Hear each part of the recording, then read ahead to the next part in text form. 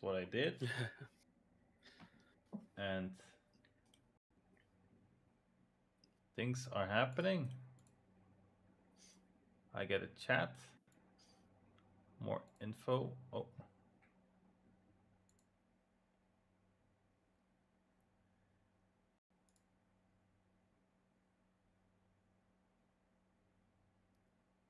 Well, and as soon as you start seeing me live, which I'm not sure where to find me, but like I'm already streaming my screen and Oh, yep, I see streaming the broadcast, so I don't want to do a whole lot more streaming. it. Oh, dude, man, the fucking delay on my side is great.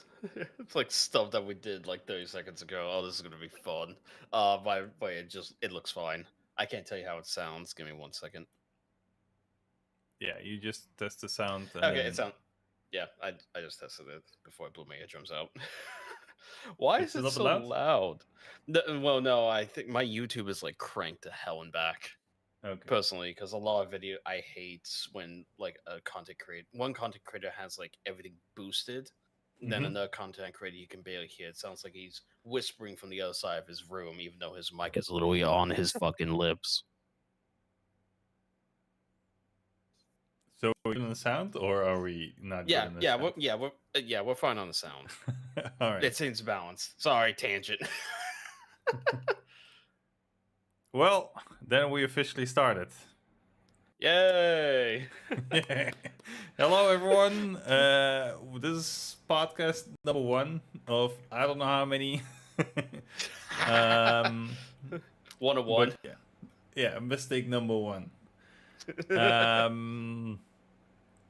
And I'll say the big theme of today's podcast will be just us, our own personal gaming stories, and how we got to this.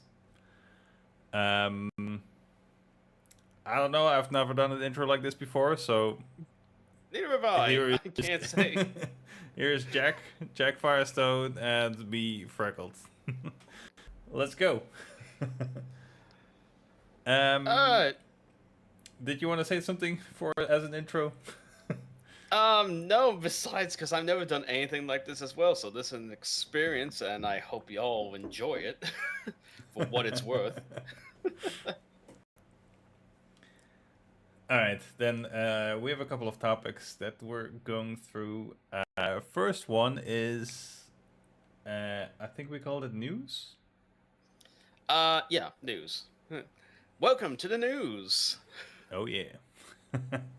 So, I was looking and through things. I couldn't immediately find a cool article.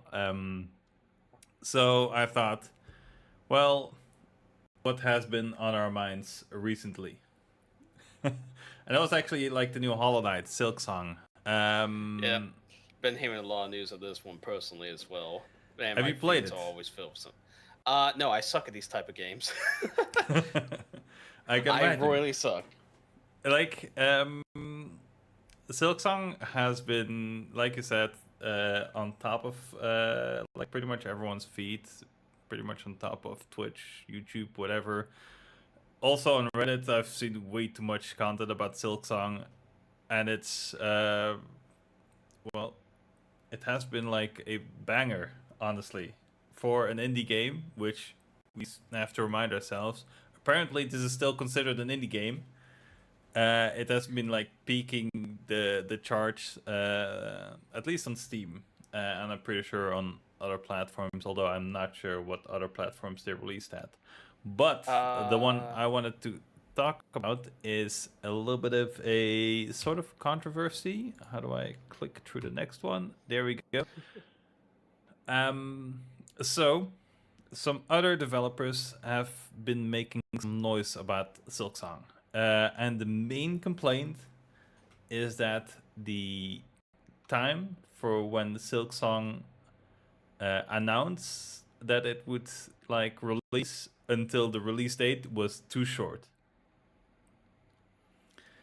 Let me explain. Oh. So a lot of developers were like, bro, you cannot drop such a big title in such a short window. Now everyone has to like remove their release date up a couple of bits, and it has really produced quite a bit of let's say controversy, give or take. But Give like or take. there have been a couple of Reddit threads, a lot of developers that just complained. I know Borderlands, I think, delayed because of Silksong. I know a lot of indie games just didn't want to release because of Silksong. And for some reason, they've been complaining a lot about Team Cherry, the developer of Silksong, or Hollow Knight in general, that they should have like made more of a gap between planned teaser, planned release, and actual release. And I really thought it was like kind of an interesting article to read on, because there's obviously two sides of the coin. Like, at one side of me can understand developers that worked a long time on a game, and now like some kind of huge game comes out that will probably just drown out their game. On the other hand, what kind of shit developer do you have to be so insecure about your launch that you like are complaining to Team Cherry to not release it like 2 weeks after they announced it? Yeah, I mean, I think was it Ubisoft? I'm pretty sure a couple of big developers. Like I Big forgot to list developers. down a couple of names. Ubisoft, EA Games, probably. I wouldn't be surprised if Bandai Namco. There's probably a lot of developers that's. Here's the thing: not every game needs to have a teaser trailer from 8 years ago, GTA 6, and then spend 20 years in development, or hell, even Bethesda, because I know they announced what Elder Scrolls 6, like 4 or 5 years ago at this point. Bro, Still we don't have a it's release date or not. anything like that. No. 4 or 5 years is. Skyrim came out in 2011. I want to say. Yeah, 2011 is when it came out, and then they put out a teaser that Elder Scrolls 6 was quote unquote in the works like 5 years ago, and that's the only news. That's the last I news we think heard. that was like either 2018 or 2019. So by now, that's 6 or 7 years ago. 6 or 7 years ago. Good job. I know it's. Yeah. You have to remind yourself, it's been longer from the teaser since Skyrim to the teaser. Wait, I'm messing that up. I remember Skyrim was teased. Not even a full year before it actually came out, because they did the whole 11/11/11 thing for its. They've teased it. Because they teased it. Either it was the very beginning of 2011 or the very end of 2010 with the launch date. So they announced it like a year prior. Yeah. Roughly a year prior. That a year or less. I can't fully remember how the launch went for that. But Silksong, in this case, then I don't have any problems with this. It just tells other game devs, get off your asses. Yeah, and I mean, I think there have been a couple of other games that did something similar. I know this year, God, it was actually Bethesda as well. Oblivion, the remake of Oblivion. It was kind of, it wasn't really teased or anything. It was just like, oh, by the way, next week this comes out. Yeah, they kind of went, you see this right here, by the way, you can play it about an hour in an hour or something like that. And honestly, I have to agree, like that shit works. It's nice that you don't have to wait like so long, even though you don't hear from them for a long time. Like Team Cherry, they were silent for 7 good years. They always said there would be Silk Song, and I always knew that Hollow Knight had a sequel.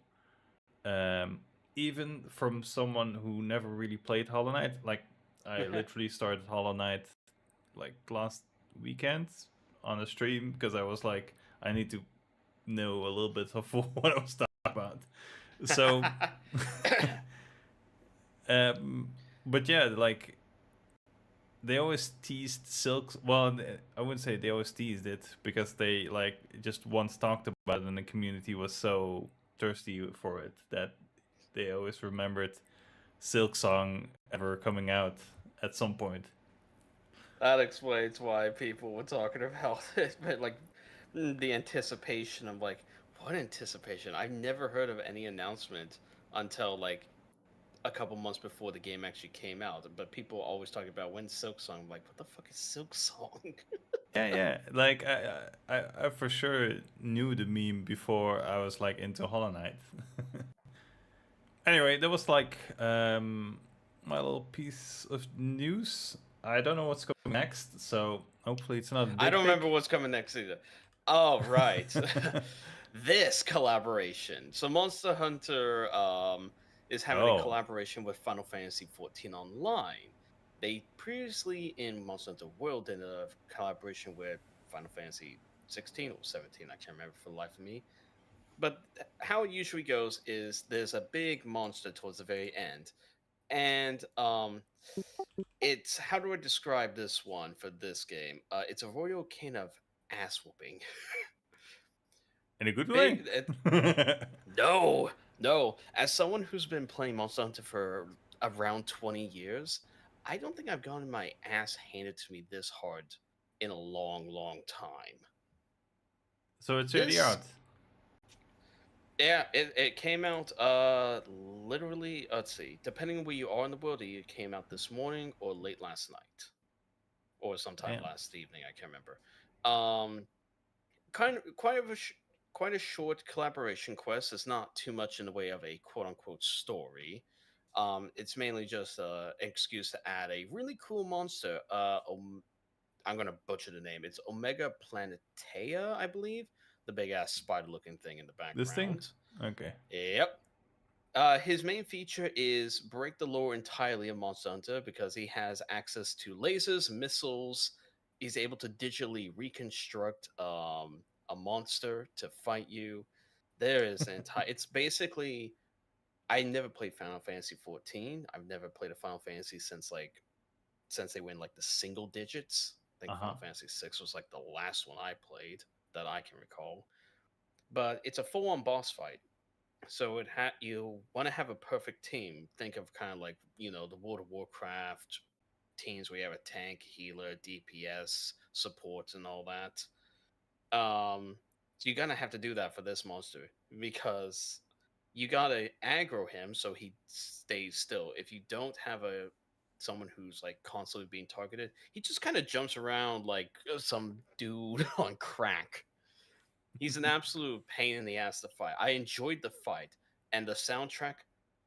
I don't know if they ripped it straight out of Final Fantasy, but I'm pretty sure they did. It is good because once you get to the final part, So the mm, collaboration, just to be clear, is in Monster Hunters yes, it is in Monster Hunter.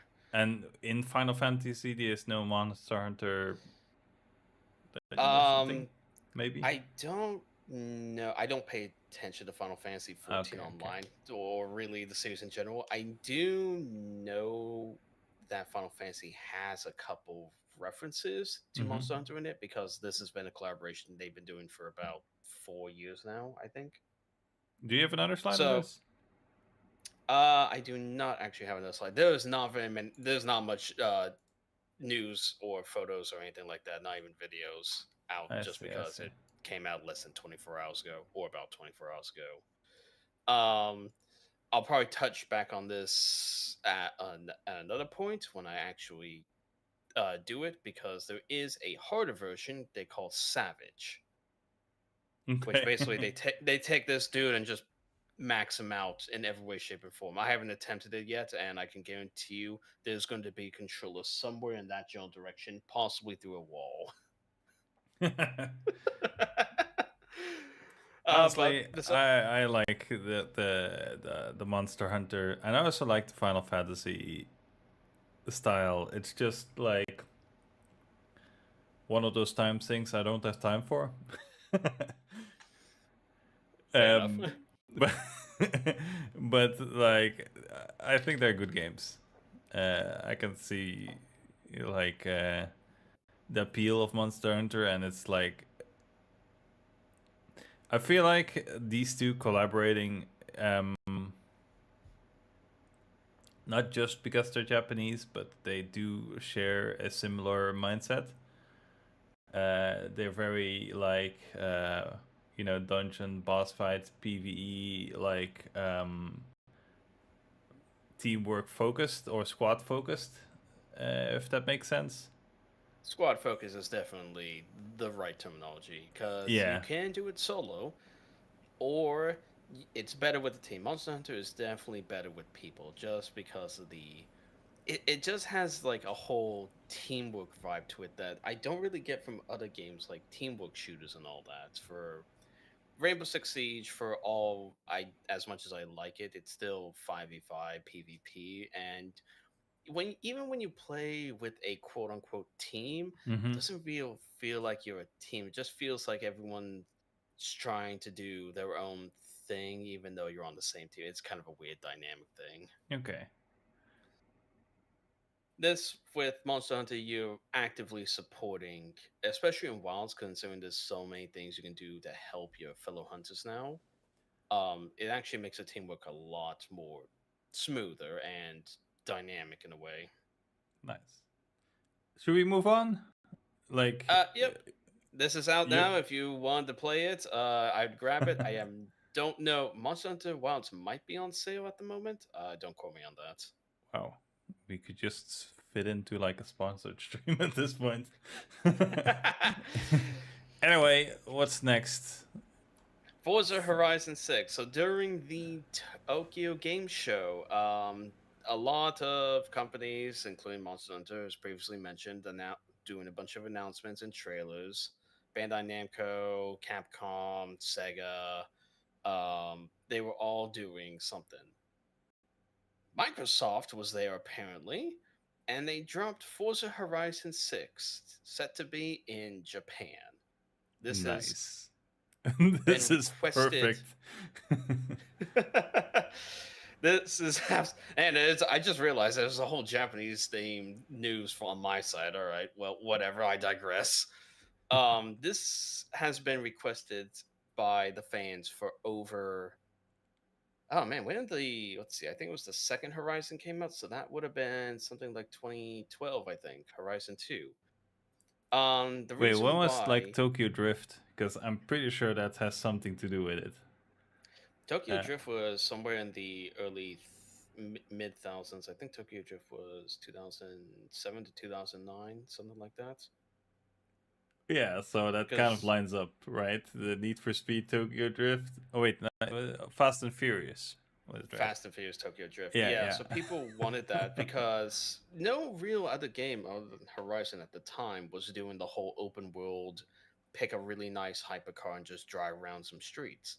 So people have been requesting it. Now, literally like 2 days ago, I saw a news posting from I think it was Playground Games and Turn 10 Mhm. Studios or something, saying why it's taking so long is they wanted to do this game justice, this area justice, because they never done streets that you find in Japan ever. Those twisty, windy roads that go up mountainsides and cliffs, the tight streets of Tokyo and other places within the Let me tell you, like within like through the Fukushima. real Japan, you wouldn't drive faster than like a couple of kilometers an hour, because it's like it's either a highway that goes kind of through the city and somehow it works, or it's just like a side street where you kind of you're fast on a bike. Side streets. Yeah, it's either your downtown where basically you don't want to go anything faster than 10, the highway, and that case, then it's just a racetrack because sometimes Japanese highways basically have no traffic on them. Or you're in that weird middle ground where you're not in the city, but you're still in kind of rural Japan, Yeah, where I the guess that streets. fits. Yeah, rural Japan is definitely like that weird middle ground where you can go at a pretty decent pace until some grandma on the bike decides to cross the street, and then you got to slam the brakes. I've seen some weird things on Japanese like dash cams. I went, good thing I don't drive there because I guarantee you I'd find myself off a cliff. Guaranteed. But finally, after so many years, we're getting it, and it comes out next year, actually, which I was not expecting them to be making that one this quickly, considering they are still technically working on and actively updating Horizon 5 as well. So, Nice. The only racing game I really enjoyed was the Need for Speed. Well, of course, the Need for Speed Underground, but afterwards there was also like a Need for Speed Paradise, and I really Burnout liked that game. Paradise? Might be. As So it someone was who's like played a with the lot of Need popular for song. Speed, Oh yeah, might be Burnout Paradise. Yeah. So yeah, I don't know. I wasn't there for like the pure racing aspect of things. I was just there for like chills and the vibes. the chills vibes, and in terms of Burnout Paradise, the carnage. Yeah, it was great. Definitely some good um. times with that. Anyway, we got like some sizzling hot news, and this is Oh a big boy. one. It's not as flashy, but EA announced it got sold. It's being sold as a company. I don't know. Like, are we a little bit in the way? Maybe. But Oh, anyway, we're in the way. All right. Just lower my seat. I like the bottom headline isn't really that important, but I would feel bad not to include this. EA announces agreement to be acquired by PIF or PIF, I don't know which one, Silver Lake, and Affinity Partners with 55 billion. I don't know how much impact this will have on the games itself. It can go either one or two ways.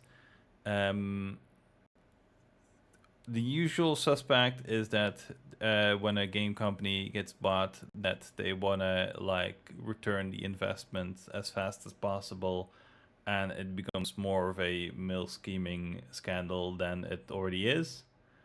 The second one, which I feel like this might be the case. PIF, I don't know if you can read the bottom part here. The PIF is a Saudi Arabian company that didn't really buy it for making the money because you know they're it's a fucking rich country, so they're already like swimming in the money. But they're buying it more for like developing a different kind of industry, Interesting. like outside of oil. Like Saudi Arabia is buying a bunch of things to kind of divert their oil money into like something that has some longevity, and not to get too Yes, political. NFTs. Yeah, well, not to get too political, but they also bought, for example, like a lot of big soccer players, and now they're hosting like one of the better soccer teams in the world, like Messi, and I think at some point Ronaldo was also playing for them, and Neymar.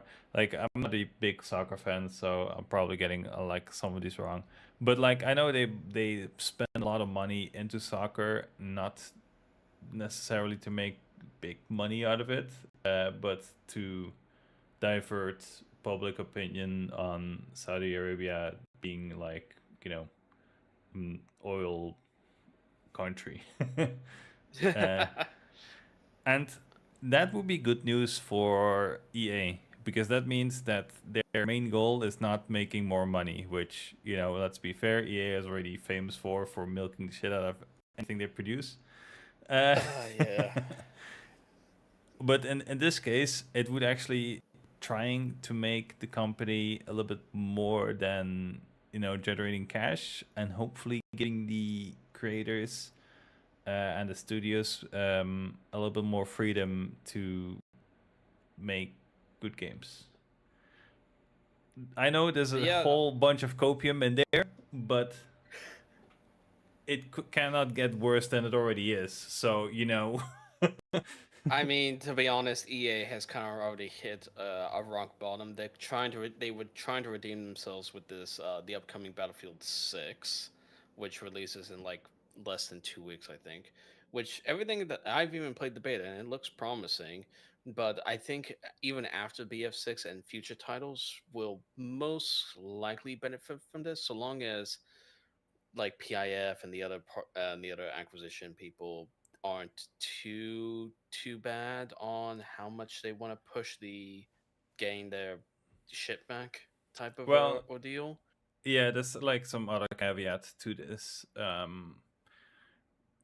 Both PIF, so Saudi Arabia, which is essentially like a government sponsored, you know, I don't know how that kind of company structure works, but Yeah, it's I'm not even essentially gonna like the bother. government, buying EA, essentially.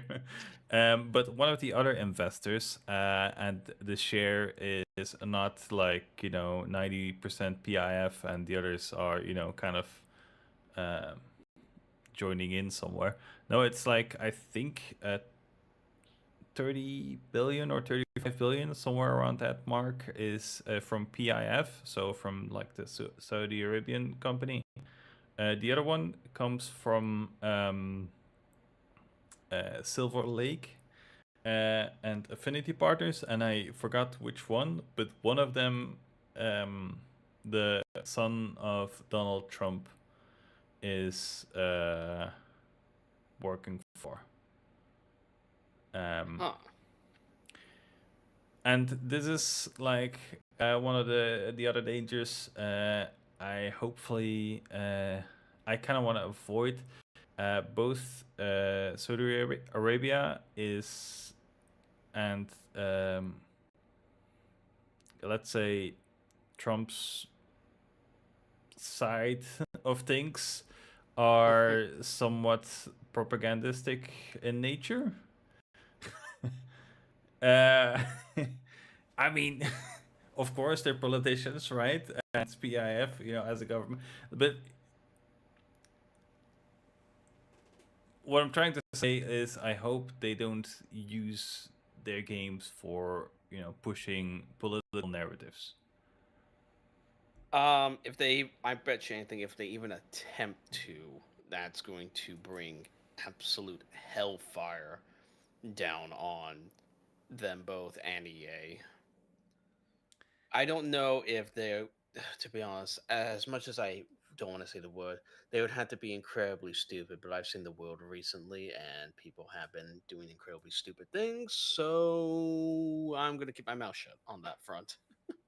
Yeah, again, like it's hard to not like to avoid like the politics here, uh, but like I think it would also be hard for EA to avoid the politics here, because I feel like there is some pressure from both these investors to maybe tamper a little bit with the narrative of some games. I'm not saying like it has to be like that or something like that, but like there might be some here or there's.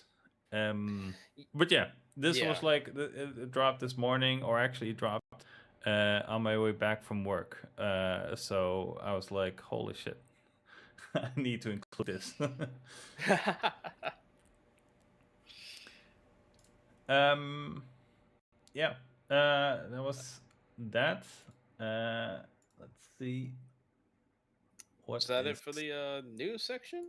Yeah, we Okay. survived the first news section.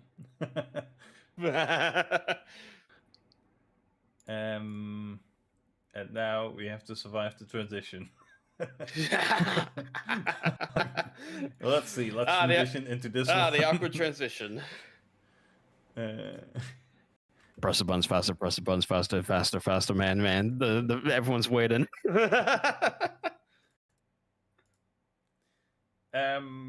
Let's see. The deep dive. With the deep dive, we'll pick a weekly topic.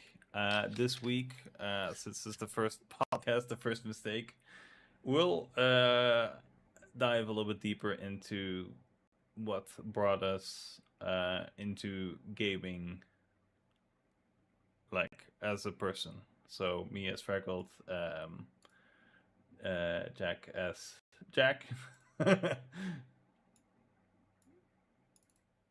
Let's see if this works immediately. Ah, beautiful image. I'm sorry. What I'm seeing.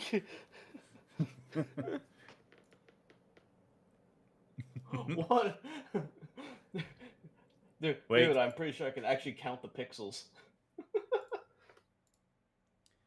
There we go. We're back. So essentially, my first experience with, and I didn't take like the whole of gaming. I basically took online gaming as a separate thing, because I feel like if I have to explain how it's like growing up with, Pokemon and everything, we would be sitting here for a lot longer. So just a story of how I got introduced into like the online and specifically like the more MMO style games, the more community driven games. One of the first games I played, I have been trying to find like an actual title or screenshot, but it was like a browser game. It was a weird browser game. You had to like log on, create a character, and you could sail with like your pirate ship through the oceans, and there were other people there as well. You could shoot them, and they could shoot you, and it was like a weird ass game. It didn't have that much content, story, or pretty much anything. But this was like the early 2000s, and this was like me sitting in the basement, being like, "Holy shit! There's stuff on the internet that I've never seen before. And there's actually other people sailing here." And it was like horribly paid to win as well. So you could like buy the best ship and everything. It was like a lot more blatant because the like news wasn't spreading about paying to win and everything like that. But yeah. Also, I'm not even sure if this is actually an image of the game I played back then. Just to be honest, it looks similar to like this. I might have actually, whatever this game is, if it is the game you're thinking of, I think I might have actually played this myself, because the more I look at it, the more I go, why does this look so familiar? Again, like the image, I'm not sure, but it was like a shitty ass game from way back when, and there was also like a space variant of this. So it was like, in space there was like you buy a spaceship and upgrade it and get bigger and better until you hit like a paywall, and then to get bigger and better, then you had to like pay real money for that. And of course, I was barely 18 back then, so. I can just imagine how secure like punching in like a credit card or something was on the internet back then. Oh, I didn't even know the existence of credit cards back then. Like in the Netherlands, credit cards are not really common. We usually use debit cards, and back then I mean when I say credit card, credit/debit card. Yeah, I know, but like it's because with a credit card, paying online is a lot easier. So here, paying online wasn't developed yet, so you had to do weird things like go to a store and buy like a code, and then fill in the Yeah. code, and then you know. Yeah. Back I remember eons ago, grabbing. Well, you had to grab codes, and not very many places would be accepting like cards. They would still be like a cash or check places. They didn't have like card installations uh for any payments. It wasn't until I think bigger companies like Walmart over here and some other like the Kroger company or something started putting that into their grocery stores.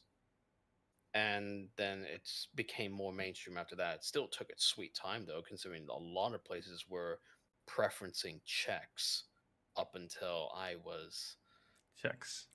That's also halfway like through a my teens. completely foreign concept for me. I've never seen like a written check before.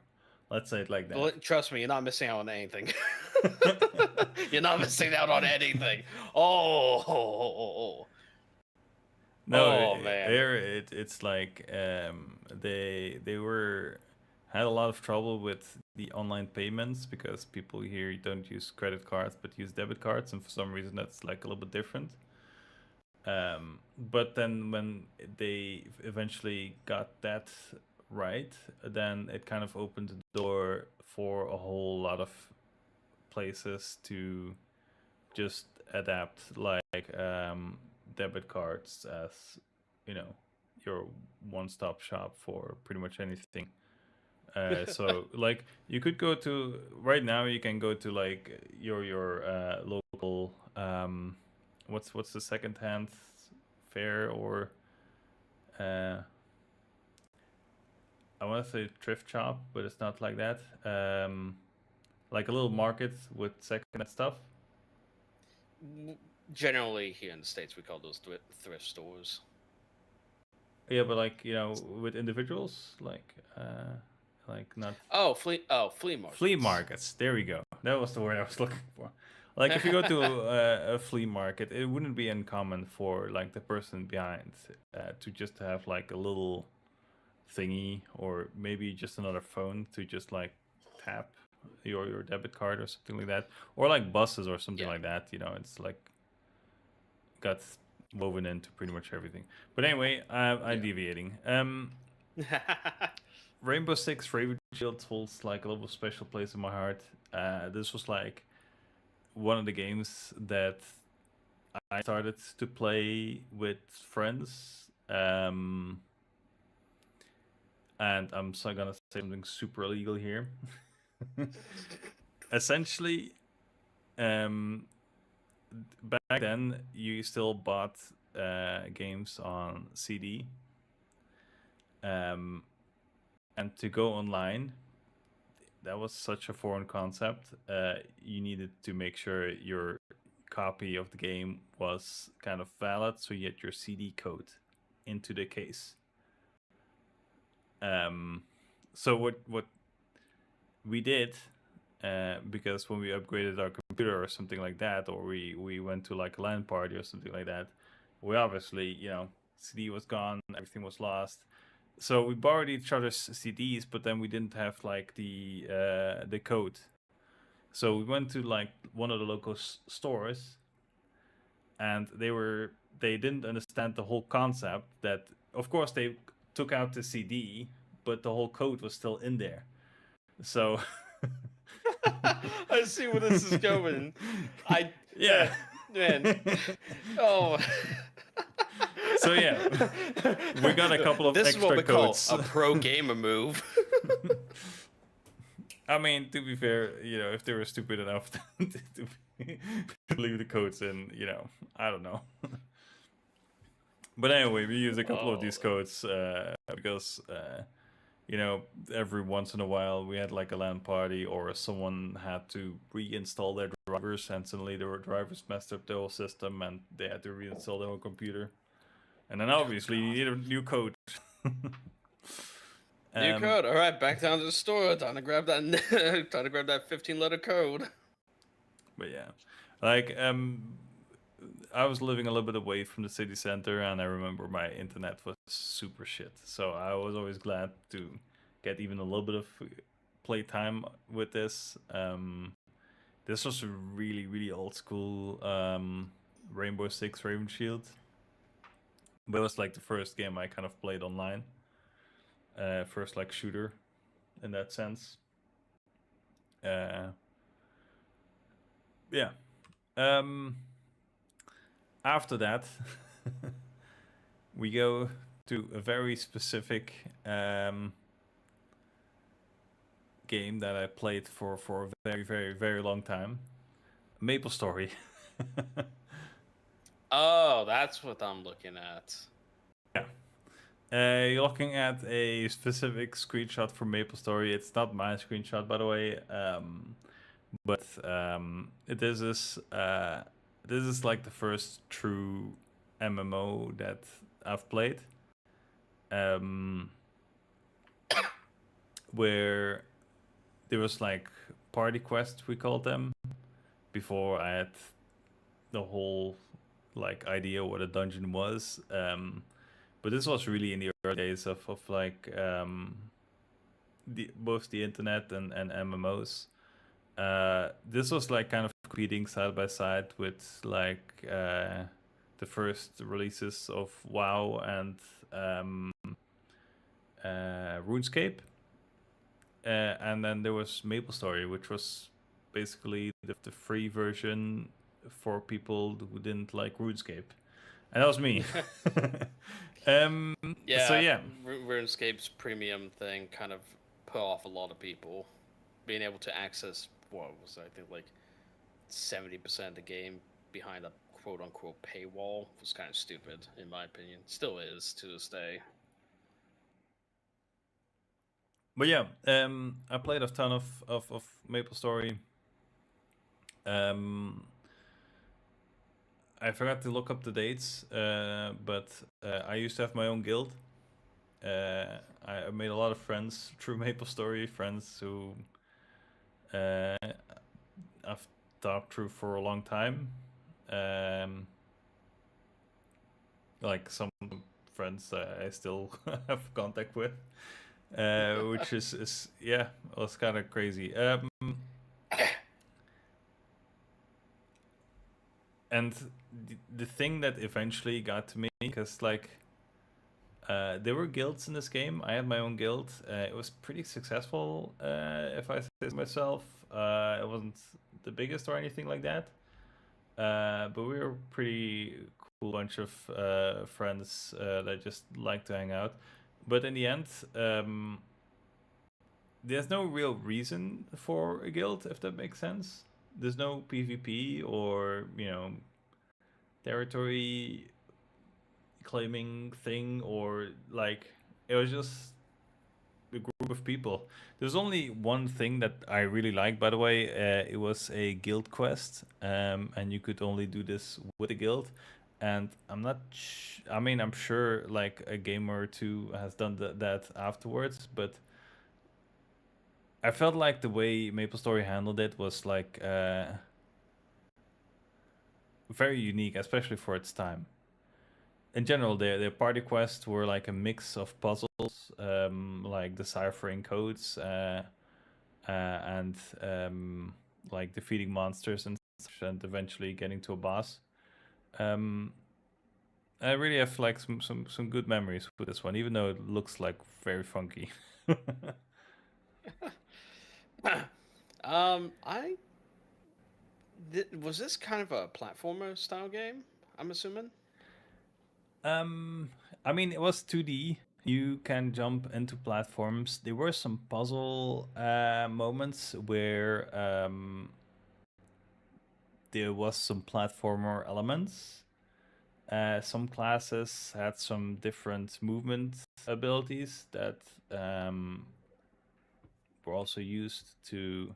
They were actually also used within these party quests. Party quests are just different name for dungeon, essentially. Okay. Where there was like you needed a certain mix of classes to actually complete it, because of the movement. Interesting. abilities. For example, the mage, it had a teleport. The thief, it had like a double jump. And I think those were used at different places throughout the dungeon. So like a thief could like get to certain places, and a mage could get to different places.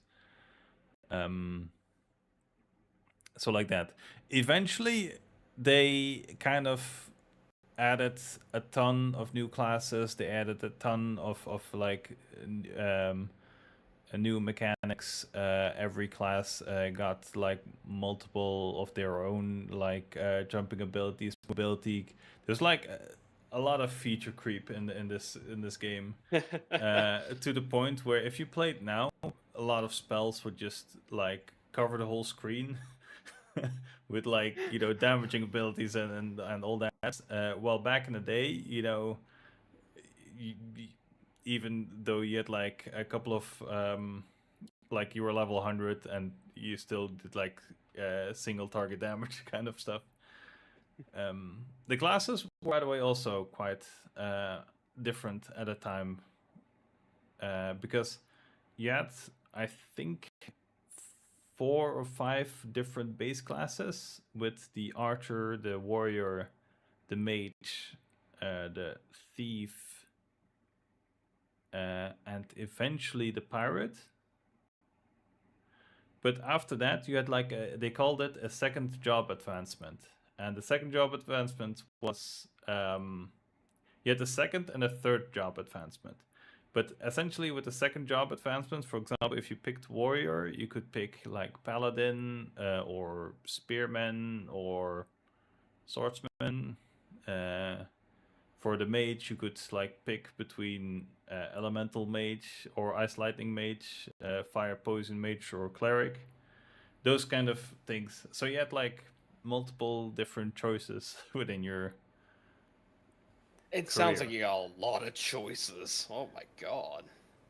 Yeah, like it wasn't like 5 classes and then you were done. It was like 5 classes, and for each class there was like another 3 options. So there was like in total, give or take, Kind of like, reminds me of the modern D&D subclass system that they have. yeah, it was like give or take like 15 classes in total at the beginning. But then they added like different I don't want to say races, but like a different layer to it where you could choose between explorer and then the Knights of Sickness. Damn, I remember this. It's all coming back. Yeah, and then there was like a whole lot of legends and other themed characters you could choose in between. Like if you would start it up now, and I have gotten back into it like years and years later. It doesn't only look a lot different, but like your first choice is like gigantic. Then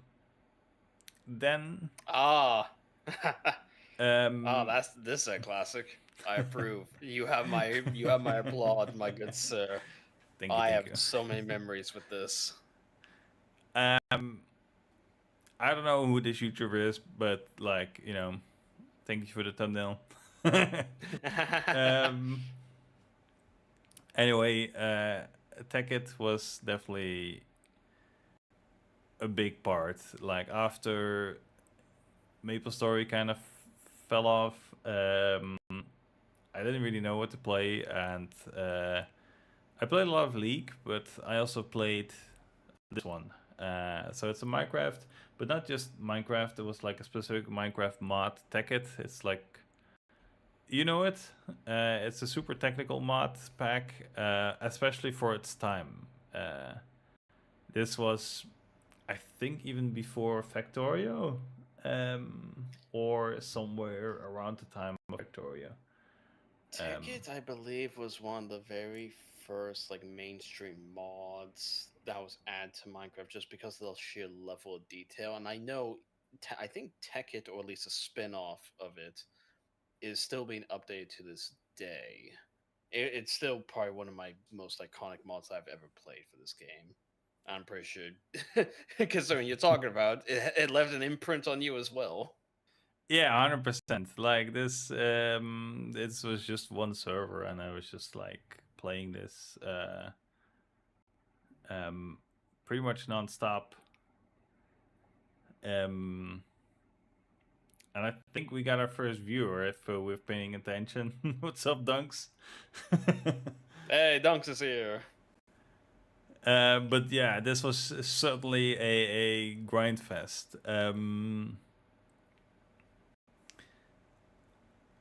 I don't know, it was just like I had to mention this. There's not a whole lot of story or anything like that. I just like played the heck out of this mod pack on multiple different servers. But for sure, one of the servers I kind of went ham to a point where I got promoted to server moderator, which was, you know, less than a promotion and more like, you know, there's more shit for you to do.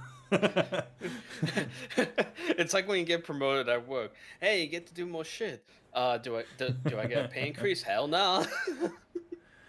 Yeah. It was fun either way. It was like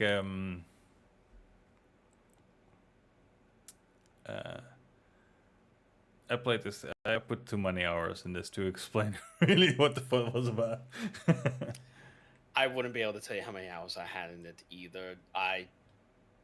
There was a point at the time I just stopped playing like standard vanilla Minecraft and just stopped.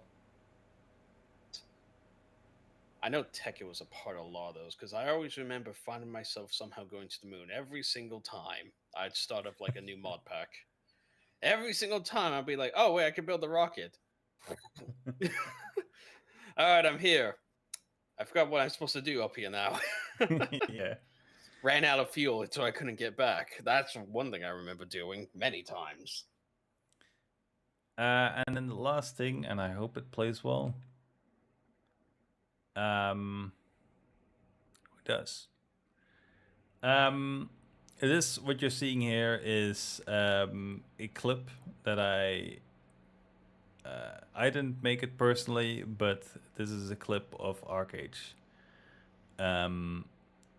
And specifically ArcH pre-launch. This was the first Kickstarter I got into, really.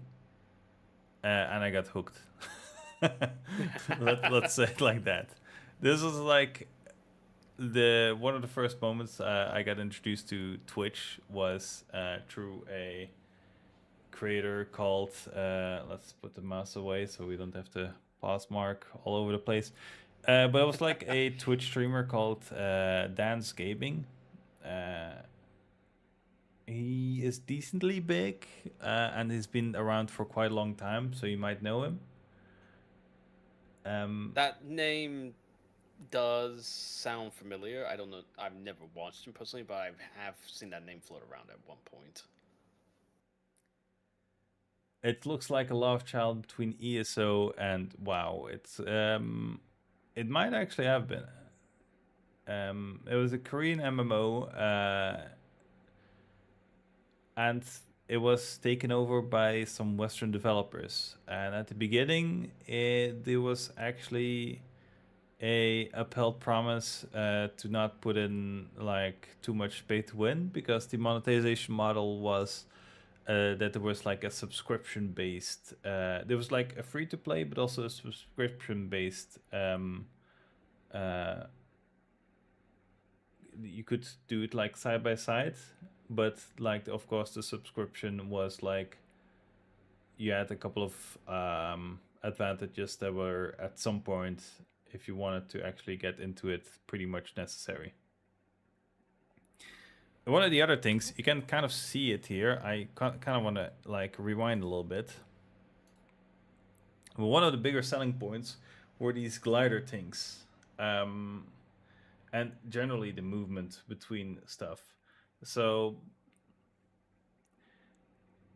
you pretty much had these gliders. Pretty much everyone had a glider, but some were better than others. Not that much, but you know, just a little bit.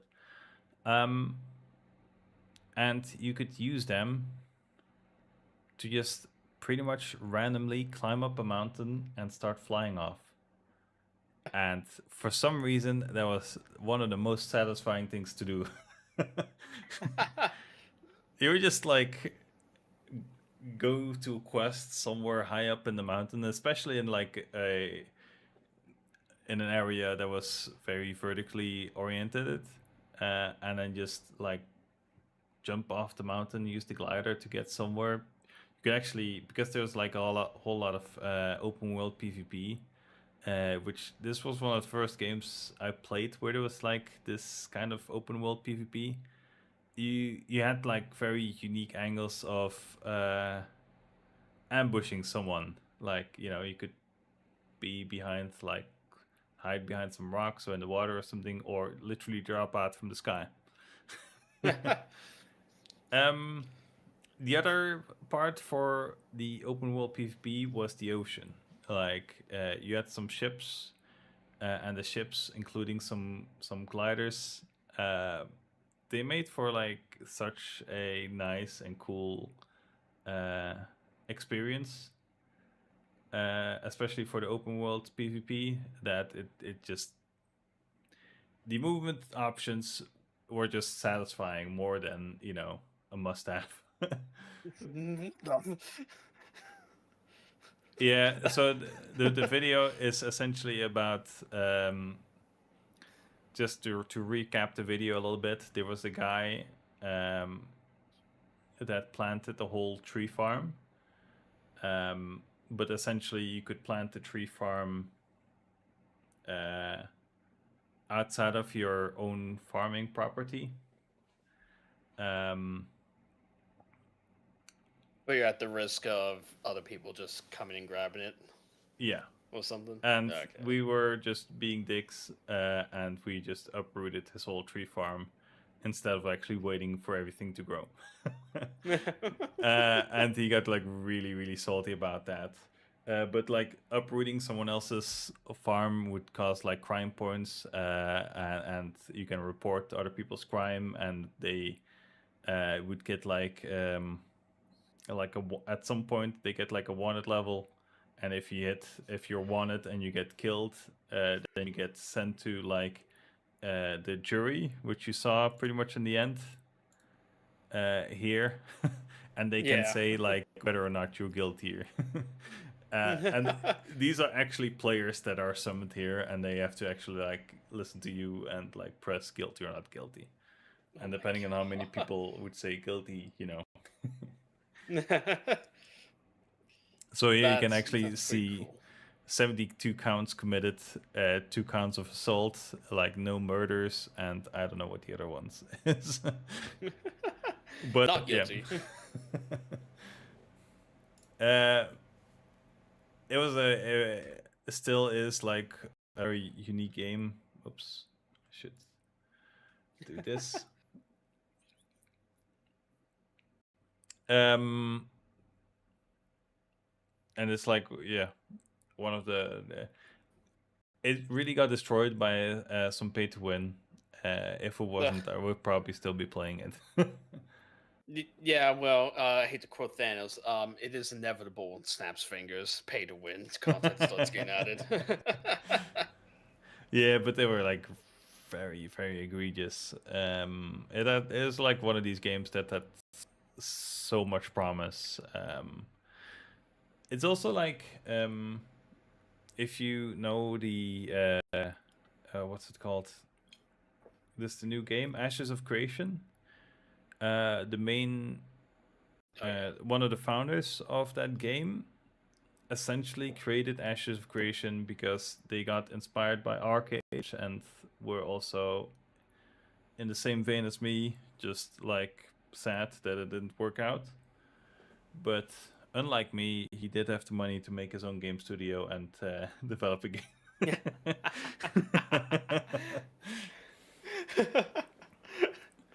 Unlike me, he had money to do it. Yeah. After this, I pretty much like played a whole bunch of other games, including Elder Scrolls Online, I played the um, eventually Foxhole, and of course I got into Star Citizen. Actually, I got to Star Citizen pretty much around the same time because this was kind of the hype of the early access games. And well, Star Citizen back then was already in early access or something like that. I don't know what they called it. But they already sold chips. The so. Yes build. Yeah, there were so much chips. I think back when was this like beta of Arcade? This was early 2014. So in that you would have had access to in Star Citizen the hangar feature, which you could preview your ship that you bought inside the hangar. That's back when the Cuddy Black looked odd as hell as well. Had like the really narrow ramp in the back, or something like that. I can't remember. And this It was looked when radically I different. bought the one and only Mustang Delta. Because for some Ah, reason, I thought it was like a good purchase. And then it turned out to be one of the shittiest chips ever. The Delta is still like one of the oddball ships. Yeah. Honestly, Anyway, it's not let's even the shittiest ship anymore. get It's, I think, the into beta. your Okay, part. so first of all, I misunderstood I completely forgot and Ah. I misunderstood the assignment. So rather than doing the games I started with, we're going to do the games I'm currently playing at the moment. Perfect. So I apologize for this one. Once you No. once you start your section, I'm like, ah, fuck. So recently, I haven't had that much time No to do worries. many Mishaps games. were supposed to happen this stream. And so you see all these plans. Yep, they're gone now. All right. So first of all, this game just came out like a few days ago. I've been looking for a like Mario Kart, not rip off, but clone basically or similar to. And I Right. saw this game was announced many months ago. Sonic Racers, kind of a sequel to an old 2007 game, Sonic Riders. Basically, it plays for the most part in the same general sense. I wish I had footage of it, but I couldn't be bothered to find anything. um, the way I could describe this game is frantic. Like Mario Kart can be frantic at time. This game is just frantic all the time. There is You are drifting everywhere. There is stuff flying everywhere. There are call outs from all the characters calling each other names and all that. Online gets even worse. I prompts to Sega for their like AI coding and all that because it's difficult. I haven't done a racing game that has properly given me a challenge in many moons. Sure, there's like that artificial stuff they put into AIs to make it more challenging give by soft cheating them, giving the AI higher top speed than you could actually get to something artificially. Nope, they have skill. As you can see from this preview, they also having a bunch of collaborations with their own in-house stuff, like Yakuza Like a Dragon, Hatsune Miku, Minecraft out of all things, the Persona series, and SpongeBob. One thing I wasn't expecting to see was SpongeBob in this, but okay. Yeah. Well, Uh, Minecraft is also a little bit of an odd one. yeah, Minecraft. I saw that because when you select a character before a race, I saw you could see like the upcoming characters, and I saw the Minecraft Creeper. I went, "Why are you here? Upcoming DLC coming like October or something." Like, okay, that's gonna be cursed to see on the track soon. Hatsune Miku was already cursed enough to see on this, considering, oh my god, the music. It started playing some of the soundtrack. I'm like, what is this? As someone who listens to a bunch of this Hatsune Miku stuff, I don't know what gave the artist who designed the music, but the entire soundtrack, a little tangent on that. The entire soundtrack, I have no idea how Sega does it, but every single track has its own theme for its first lap and its final lap. Like it gets amped up in the final lap. Damn. And a Nice. rough story on how the races work is the first lap is around the main course. The second lap, whoever's in first place can choose a lane. You can either go to a specified a secondary world or a random world. And even those worlds have their own unique gimmicks. There's one where you go into like the Jurassic era, and there's just a bunch of dinosaurs stomping around. You have to avoid getting hit and all that. And And then you just repeat, or what? then you, at the very end of the quote unquote second bonus lap track, I have no idea what they call it. I call it the warp track or something. You get put back onto the track where you first started, and then the final lap starts.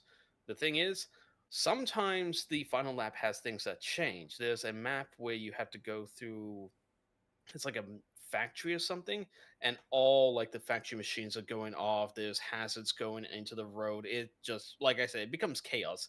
The second lap and the third lap are just absolute chaos. First lap is usually just a slight amount of chaos just because other players getting power-ups and all that. Second lap, depending on which world you head to, gets pretty crazy. Third lap, all hell breaks loose. You can go from second place to last place. I've seen last place head all the way up to fifth place. It's basically, you're not guaranteed to win no matter what position you are. If you stay in first place, God help you.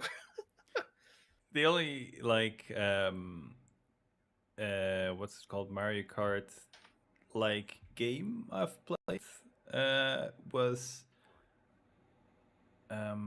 it's called Kart Rider. It's a Korean game.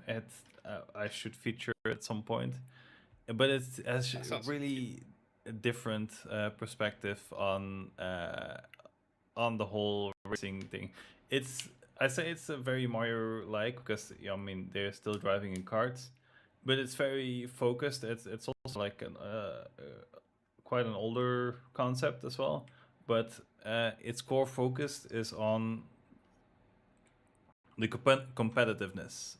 Essentially, all the cards kind of behave quite fair. In Korea, there's also like such a good network that they've kind of made the game so that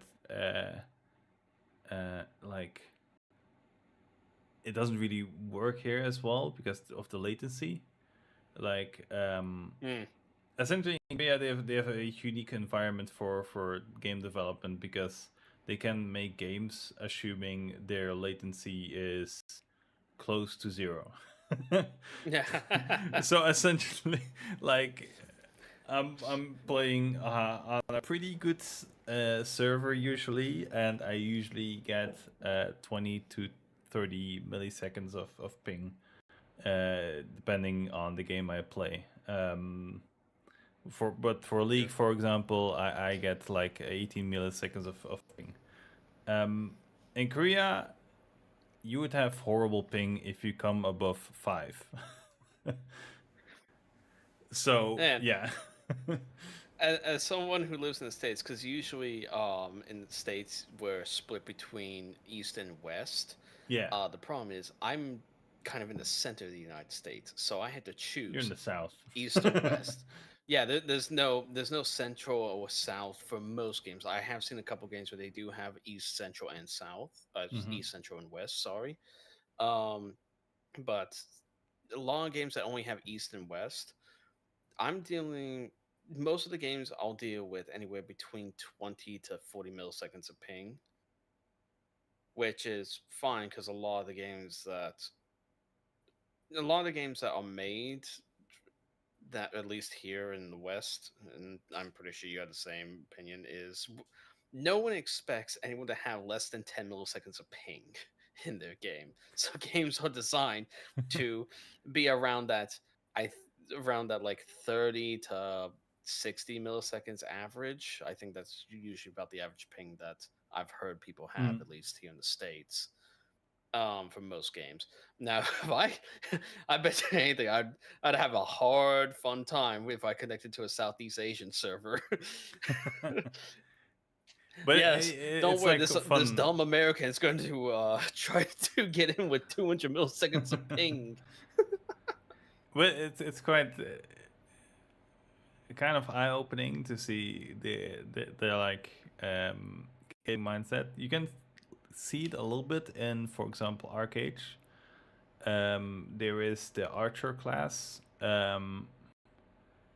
If you have bad ping, you simply shoot your arrows slower after another. You have lower fire rate. And you're like, why does that make sense?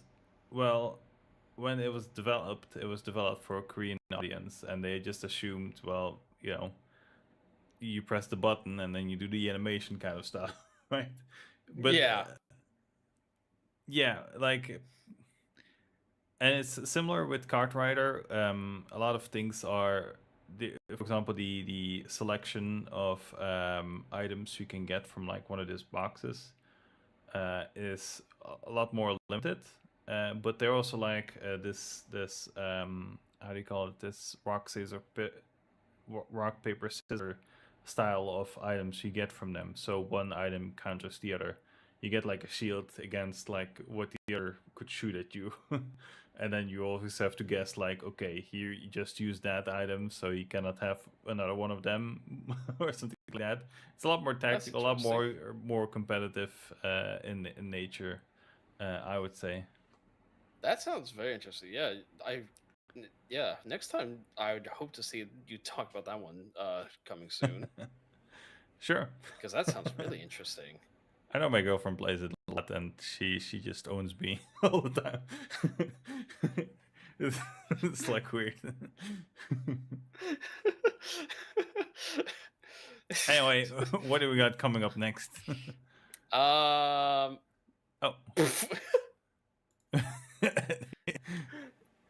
Let's see. MP4 apparently. Huh. Got some technical Anyway, issues here. yeah, technical issues. The HVAC video extension. The hell? I've never seen that error before. The little. I mean, I gotta pay for that, so that's not happening. Sorry. Pay for it? Yeah, apparently it's like €1 to get this for from the Windows Store. You might be able to open that with what was it, the built-in? Oh, right. The built-in movies thing. Sorry, folks, technical difficulties because apparently Microsoft is dumb. No, it's the same here. The materials too. Why? Check your field pouch. Oh wait, I do have like the noise of this, but that's wrong if I'm being honest. Oh no, not the noise of that fight. Oh, you don't have VLC player, do you? Oh, maybe I do. Because VLC runs almost anything. I actually don't use the Microsoft I do. like Windows. Ah, there you go. Oh god, now you gotta fix. One second, folks, as we swap sources. Wait. Because Microsoft can be so much fun at times. When did Microsoft start charging $1 for being able to watch something that's HVAC encoded? In fact, it doesn't show on the stream either. The fuck? Did you change the true source of it? Yeah. Oh, no, it just appeared. It appeared? Apparently, I guess it did. Okay, oh wait, I no, only see a black screen. Oh, that is. It's only black. Why is that?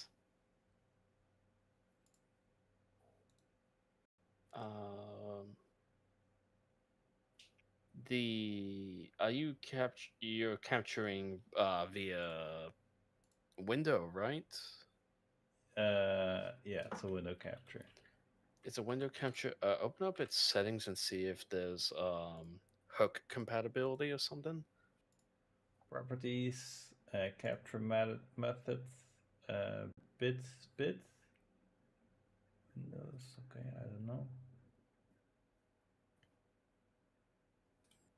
Multi-adapter compatibility.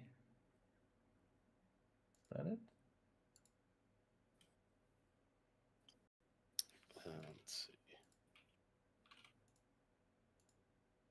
Oh, no. As I try this on there my we side. go. We have something here. We have something, he says. Let's just want to figure this one out later. I Is it do that it now broken? for like capture mode Windows 10, something. Yeah, it works. Oh, it does. Okay, what am I looking at? This is the other game I've been playing a lot of. This even before like the whole Final Fantasy collaboration came out, Monster Hunter Wilds. Oh, I was about to say this It- looks like Monster Hunter. Yep, this I've been playing this game ever since it launched, and even with all of its performance Oh, problems, wow. it's been absolutely.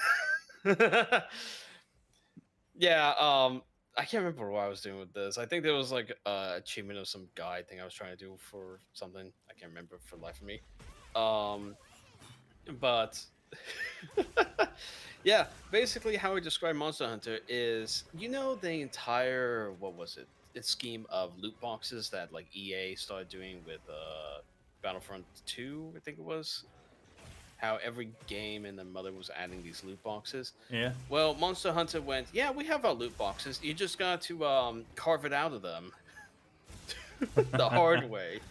I see. Living loot boxes, because I think World came out around the time that entire shtick was happening with loot boxes, and it was a whole meme or something about, yeah, we have loot boxes the hard way.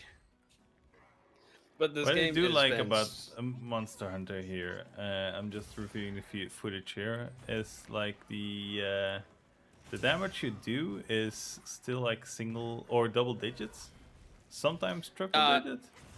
Yeah, I turned off the inflated numbers. So basically, what you're seeing is what they consider raw damage. You can have the inflated numbers if you like seeing big numbers. I don't care. I want to actually see what I'm doing to the monster rather than try and do some weird calculation. Yeah. So it's. I'm also playing this on hard mode because, as you see, there's no UI basically. So I Yeah. don't know my own health or anything else. I am going with the wind on this. Can you like guess your own health or something? Not really. The UI takes a massive role into actually being able to play via your stamina, your health, how much time you have remaining, the Damn, item correct. bar. Yeah, I I was having a difficult time with this one. This is an easy monster, but just not having some of the UI features and just having to rely on my own senses was an actual challenge for me. I have no idea how that he missed me on that one. I'm literally here chugging a potion like no tomorrow. But this game is fun and all. The only problem is it's on Steam. It has horrible reviews just because of its awful performance. Like, you need one ballin' PC in order to play this, which is radically different from Monster Hunter World, which can run on the Steam Deck. Wait, This this game- is not Monster Hunter World. This was This is Wilds. Wilds. The yeah, World and definitely Wilds. Not, Yeah. not confusing. Oh, I went. They could have gone with any other name, but they had to use it. So whenever you type in MHW, which can stand for both World and Wilds now, you have to type in some other stupid thing if you want to like Google something. Because there's some genuine things I've had to Google, like where the hell's this little creature? Because there's a quest in the game, Yeah. several quests. We have to find these little creatures like that thunderbug, little tiny Oh. critters that don't appear on the map that you need to find the hard way. He's escaping. And- Yep, well, here's the thing. They can run, but they can't hide. Not when I have bloodlust running through my veins. And believe me, after a few hunts, you will want to carve everything you see. Until you find a bigger fish than you can fry. In that case, then you get humbled really quickly.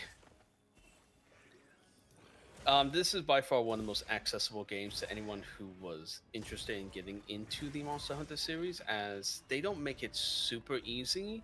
Oh, there you go. It's still not. It's still not an easy game, but it's easier than back on the old, like PlayStation Portable days, the Wii, the Nintendo days of this, of this game series.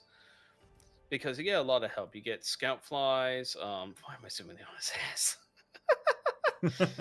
For There- real? Thank you, Miss, for distracting. But this game right here has been an absolute genuine joy to play. So many diverse monsters, so many cool designs, weapons. There's was there 14 different weapons you could choose from, each with their own play styles. There's over one. I think there's over 30 monsters in the game currently, Hmm. not including the big robot spider in the recent collaboration. The environments are beautiful and open. Unfortunately, we were kind of he didn't go out to the open sand dunes, but he um he was we were kind of stuck in the caves. But it's absolutely fantastic. Almost anything you can see is kind of a place you can go to within some general limitations. Is absolutely Capcom does an amazing job when it just comes to designing creatures, games, armors, weapons. Their artists are just absolutely on point Yeah, all I the time. mean, I know Monster Hunter has been hyped up for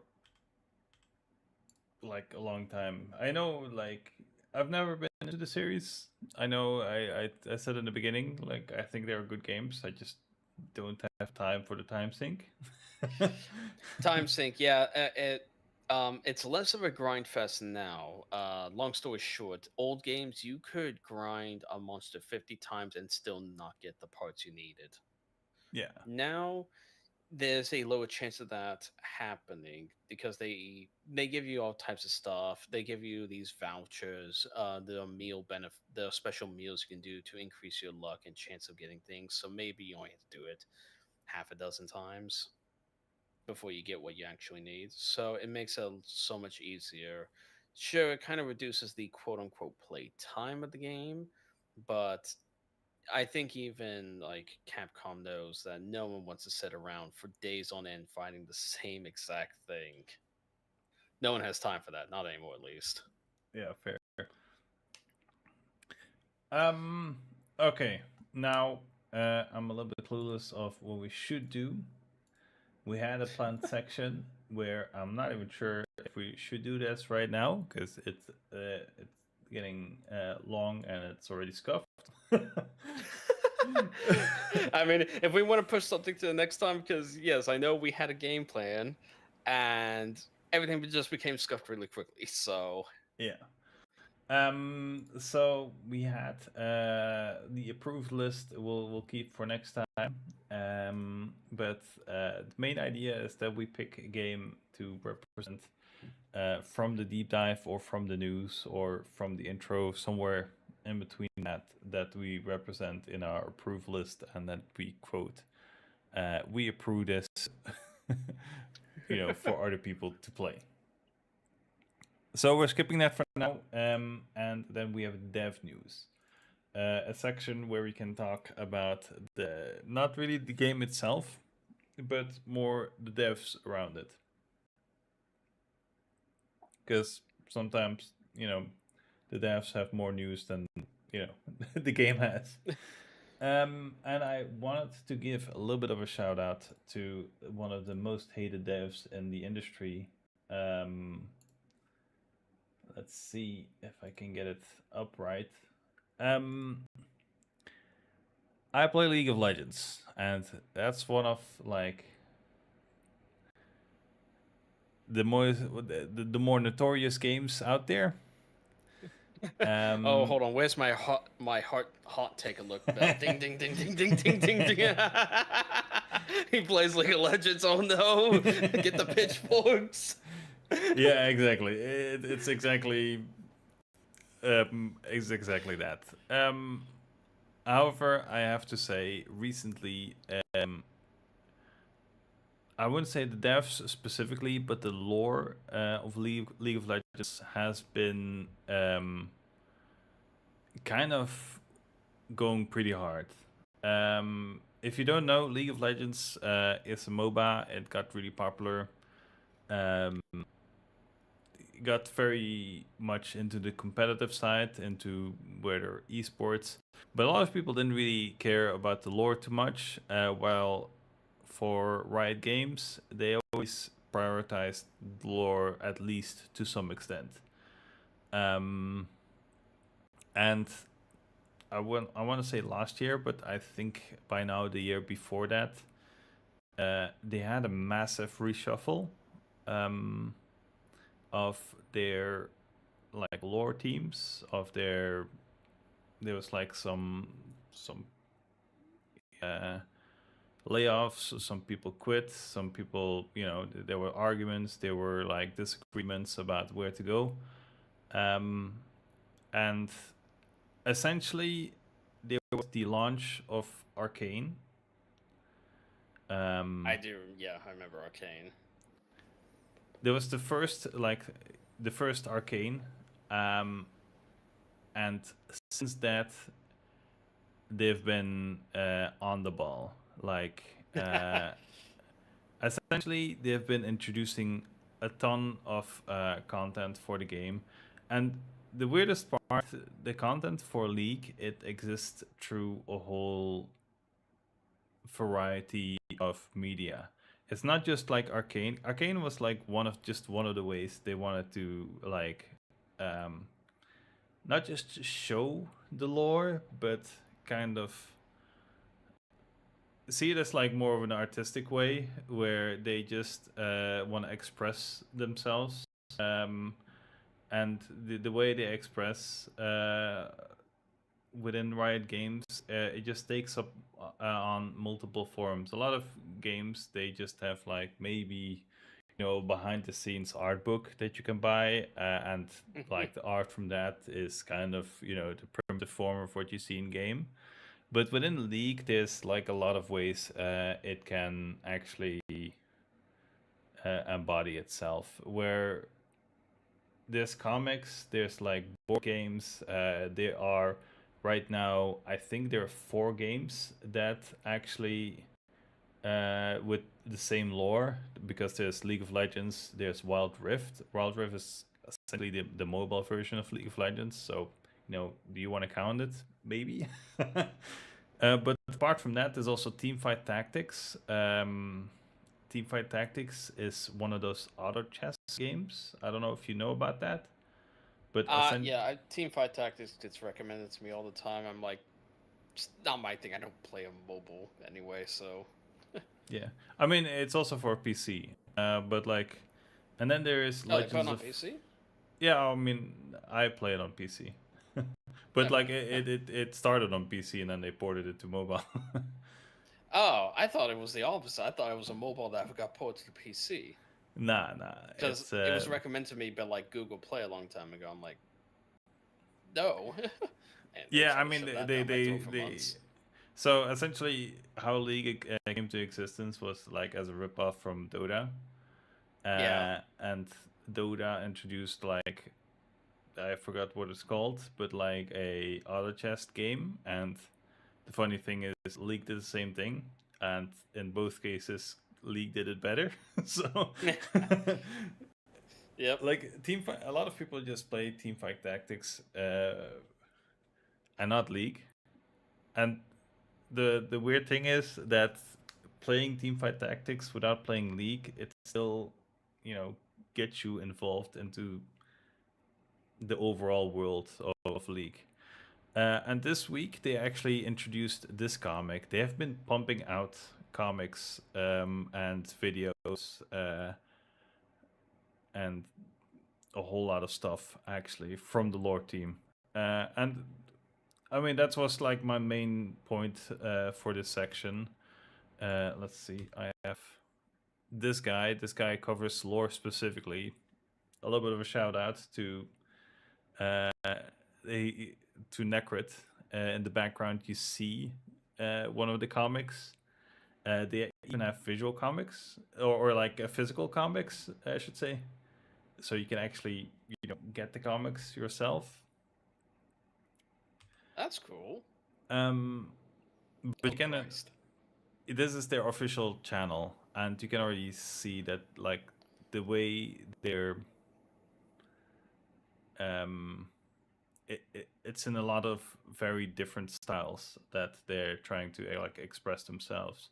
there's obviously like the Arcane, the Fortiche style. Like this video, for example, was made by Fortiche, the same creators from Arcane. Mhm. But there's also like a lot more comedic style, and I think a lot of these are just like champion about the worlds.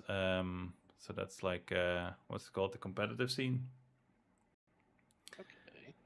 But they have like a bunch of different style, and they even make like different games specifically to like express. So there's not only like the four main games that I mentioned that are just like live update games. There are also like a couple of games that you just create to like fit into the story, to plug the gaps. And I feel like sure that's like a huge boost luxury problem, yeah. But on the other hand, it's also like a really cool way to do it. Like they just have I know they have and I feel a little bit annoyed that I didn't include the slides here, but they have, for example, the Mage Seeker, which is sort of like a roguelike pixel art style game. Oh, I saw that before. Like, one of my friends was like doing a live stream via a bunch of what was he doing? Teamfight Tactics, and started playing that. I'm like, what the hell is that? It looks cool.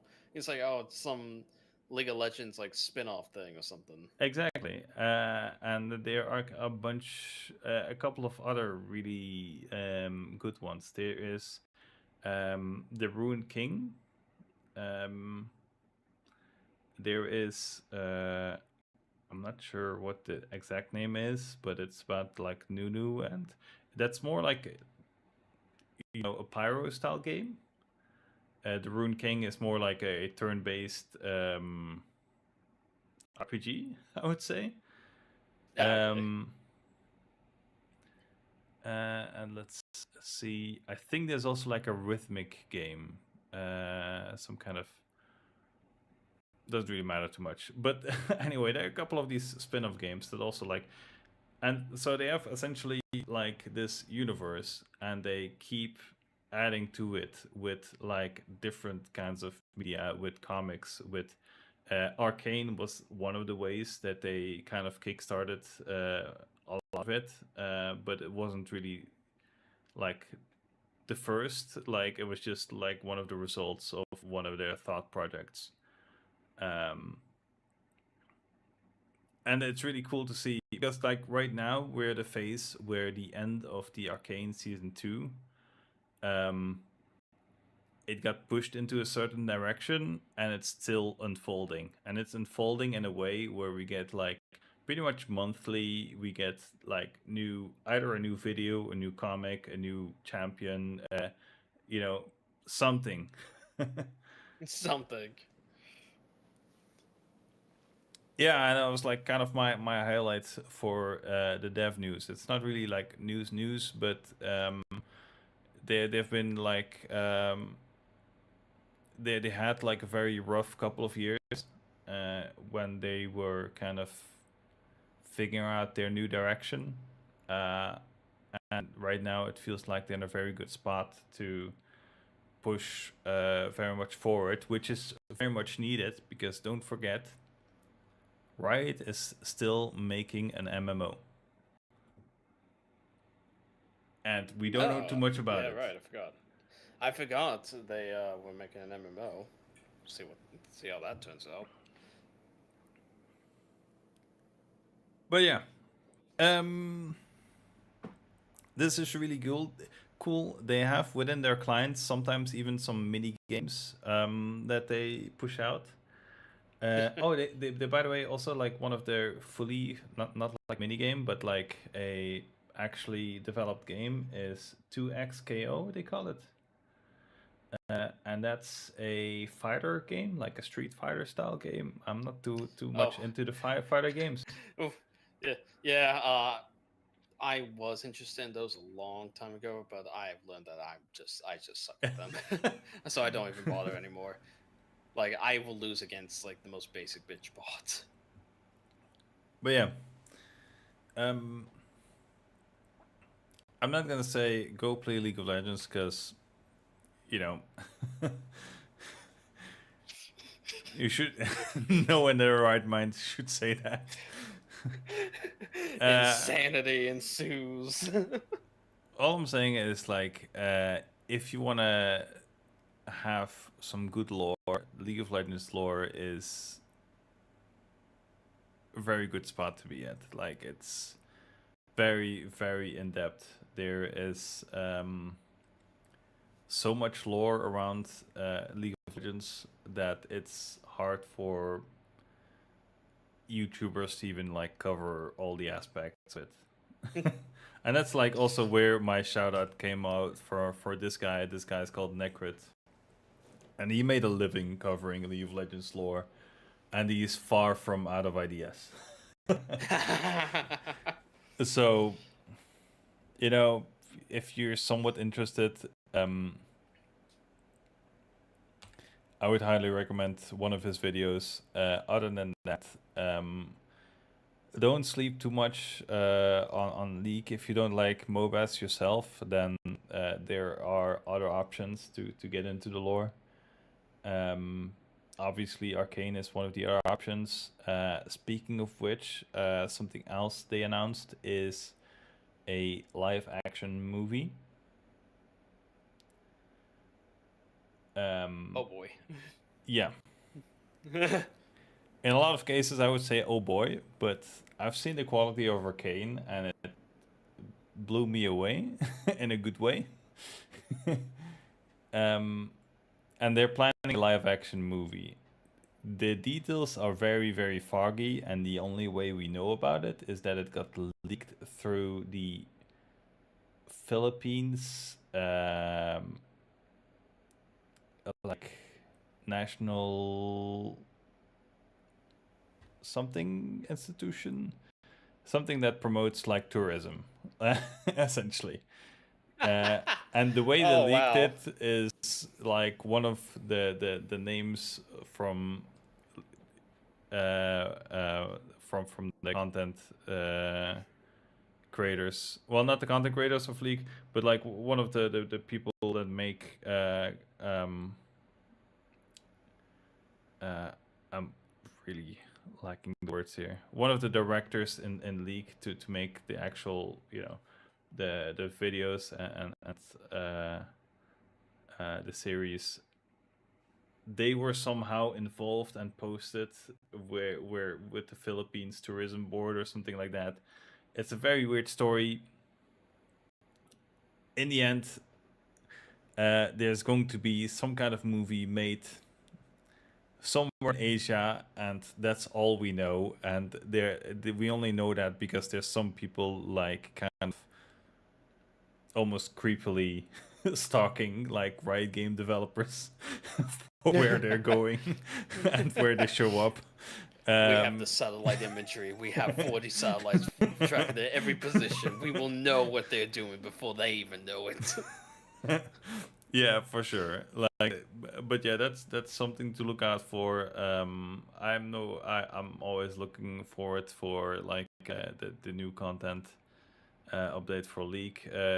I know that currently they're probably a little bit preoccupied with the worlds, like the big esports event. But apart Yeah, from they'll that, probably yeah. preoccupied for up until probably towards the holiday season, because I know Yeah. these esports events usually what last a few weeks, or depending on what it is, maybe a month or so. I'm taking Rainbow Six Siege's like esports events, which will last technically a couple weeks with the Siege Yeah. Cup and all that. I know League of Legends, it used to last quite long because of the amount of coverage they had. Because in the end, there were so many regions that wanted to participate, that Yeah. now they really had to put in some effort to shrink it down and compact the tournament form. So they have a very creative tournament form, and eventually the whole tournament will last, I think, 2 maybe 3 weeks. Okay, so that's definitely toned down because a long time ago, and I'm talking quite a long time ago, every time I would load up Twitch, like couple this like streaming services, like the esports streaming services on Twitch, would just be hosting that day in and day out for months at like a couple months at a time. Like, man, how long does this Yeah, championship but last for? that Goes was as long as American football. but it was usually the case because there was like usually there was like the play-ins. This was like the minor regions. They would battle each other to get a place into the main tournament, and the main tournament would consist of like a group phase, and then followed up with a bracket phase. And Okay. just like imagine, the pre-phase would like last a week, maybe two, and then the group phase would obviously also last like 2 weeks, and then the brackets phase would also last like another 2 weeks. So you would have like a month and a half of a tournament. And right now it's Yeah. a lot more compacted, which in the end is a lot better for viewership. Because a lot of these matches that in the end didn't really mean a whole lot are kind of skipped. um, Trimming off the fat basically from their entire like champion bracket, I guess you could say. So it kind of. doesn't I last mean, forever. yeah, it's a little bit more cruel, especially for the minor regions. But in the end, if you want to get somewhere, you gotta like start beating the bigger players anyhow. So In the industry, we call that a skill issue. yeah, but like like there used to be like a lot of these matches which were between regions from like Vietnam against Brazil or something. And while those are still pretty big regions, you know, Americans or Europeans or Chinese wouldn't really watch it that much. Mhm. It wouldn't hit like one of the major regions essentially. Yeah, yeah, So I yeah. can believe that. Anyway, Well, any unfortunately, last I don't have words? it. I don't have any dev news, unfortunately, not for this week. I do have a couple last words. For Star Citizen, it would be It was it would be a the podcast between you and me where we wouldn't mention Star Citizen. yeah. So there's a couple of points I just wanted to come across is they released that big medical ship, the RSI Apollo. Um, so we now have like a true dedicated, like large medical vessel.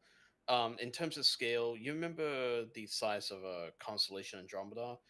It's maybe 30% bigger than that Okay. externally. Okay. I don't know how big it is internally. I haven't previewed the inside of it, but based on the outside model. The But the other thing Andromeda I is always felt coming up. like was quite big. But then what are we compare? Like we're getting close to Caterpillar, I would say.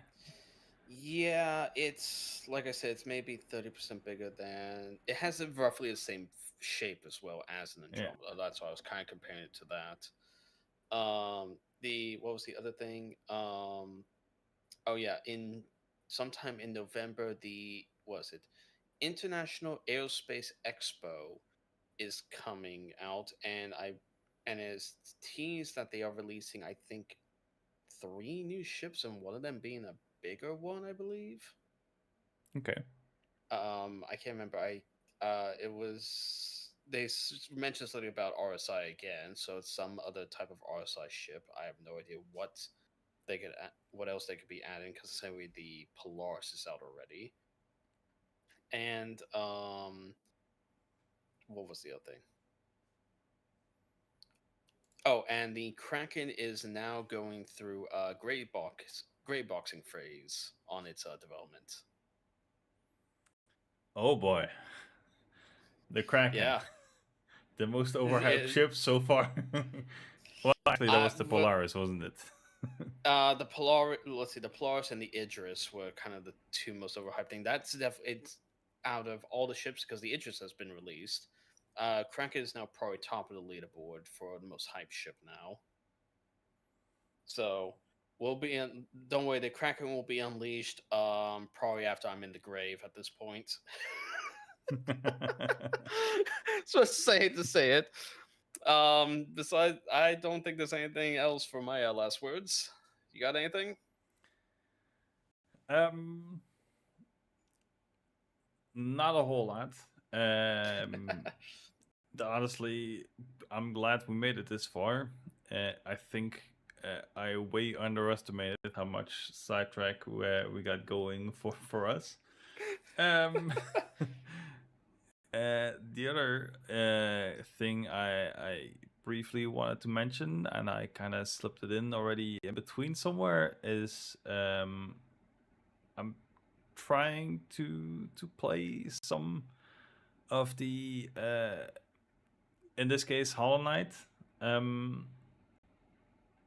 And if I play like a game like that just to get a feel for it, test it out before I have an actual opinion on it, I'll make sure to stream them. But apart from that, I think things went well. Things went well. Yeah, I think so.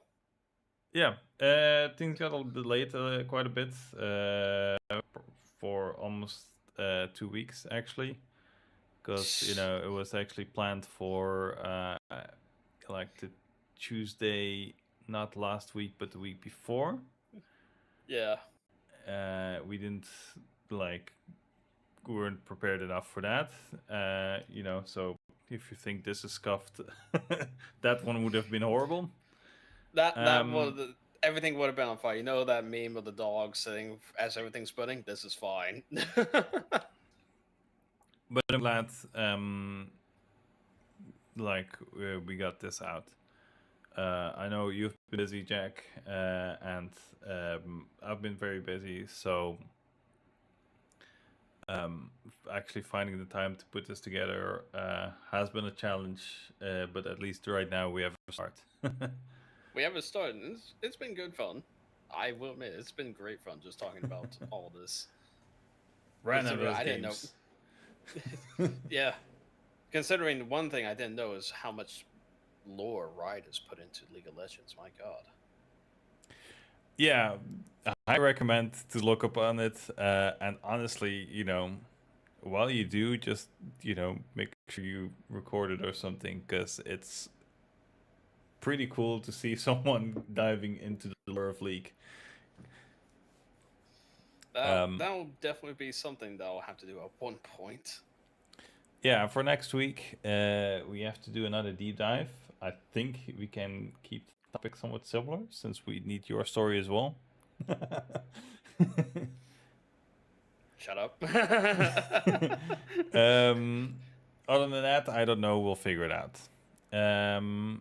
The way I say next week, but the plan was to do this bi-weekly. Yeah, bi-weekly. We'll probably do some follow-up thing between both of us in a week. That's if my schedule will allow it, because that's volatile at the moment. Overly volatile. All right, let's wrap it up here. Yeah. Jack, thanks for hosting this with me. And of course. Yeah, for everyone who will or is watching, thanks for watching. You got an outro for me? Throw something in there. You got an outro for me?